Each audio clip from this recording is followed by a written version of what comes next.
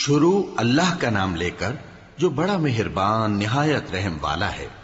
تم پر تمہاری مائیں اور بیٹیاں اور بہنیں اور پھوپھیاں اور خالائیں اور بھتیجیاں اور بھانجیاں اور وہ مائیں جنہوں نے تم کو دودھ پلایا ہو اور رضائی بہنیں اور ساسیں حرام کر دی گئی ہیں، اور جن عورتوں سے تم خلوت کر چکے ہو ان کی لڑکیاں جنہیں تم پرورش کرتے ہو وہ بھی تم پر حرام ہیں۔ ہاں اگر ان کے ساتھ تم نے خلوت نہ کی ہو تو ان کی لڑکیوں کے ساتھ نکاح کر لینے میں تم پر کچھ گناہ نہیں، اور تمہارے صلبی بیٹوں کی عورتیں بھی اور دو بہنوں کا اکٹھا کرنا بھی حرام ہے، مگر جو ہو چکا سو ہو چکا، بے شک اللہ بخشنے والا ہے، بڑا مہربان ہے۔ اور شوہر والی عورتیں بھی تم پر حرام ہیں مگر وہ جو قید ہو کر باندیوں کے طور پر تمہارے قبضے میں آ جائیں۔ یہ حکم اللہ نے تم کو لکھ دیا ہے، اور ان محرمات کے سوا دوسری عورتیں تم کو حلال ہیں، اس طرح سے کہ مال خرچ کر کے ان سے نکاح کر لو، بشرطے کہ نکاح سے مقصود عفت قائم رکھنا ہو، نہ کہ شہوت پرستی۔ تو جن عورتوں سے تم لطف اندوز ہوئے ان کا مہر جو مقرر کیا ہو ادا کر دو،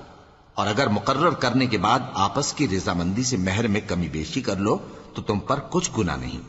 بے شک اللہ سب کچھ جاننے والا ہے، حکمت والا ہے۔ اور جو شخص تم میں سے مومن آزاد عورتوں سے نکاح کرنے کا مقدور نہ رکھے تو مومن باندیوں ہی سے جو تمہارے قبضے میں آ گئی ہوں نکاح کر لے، اور اللہ تمہارے ایمان کو اچھی طرح جانتا ہے۔ تم آپس میں ایک دوسرے کے ہم جنس ہو،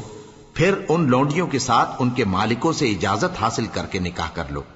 اور دستور کے مطابق ان کا مہر بھی ادا کر دو، بشرطے کہ وہ پاک دامن ہوں،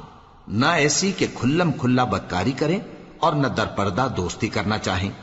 پھر اگر وہ نکاح میں آ کر بدکاری کا ارتکاب کر بیٹھیں تو جو سزا آزاد عورتوں کے لیے ہے اس کی آدھی ان کو دی جائے۔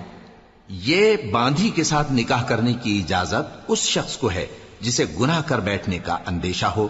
اور یہ بات کہ صبر کرو تمہارے لیے بہتر ہے، اور اللہ بخشنے والا ہے، مہربان ہے۔ اللہ چاہتا ہے کہ اپنی آیتیں تم سے کھول کھول کر بیان فرمائے اور تم کو اگلے لوگوں کے طریقے بتائے اور تم پر مہربانی کرے، اور اللہ جاننے والا ہے، حکمت والا ہے۔ اور اللہ تو چاہتا ہے کہ تم پر مہربانی کرے، اور جو لوگ اپنی خواہشوں کے پیچھے چلتے ہیں وہ چاہتے ہیں کہ تم سیدھے رستے سے بھٹک کر دور جا پڑو۔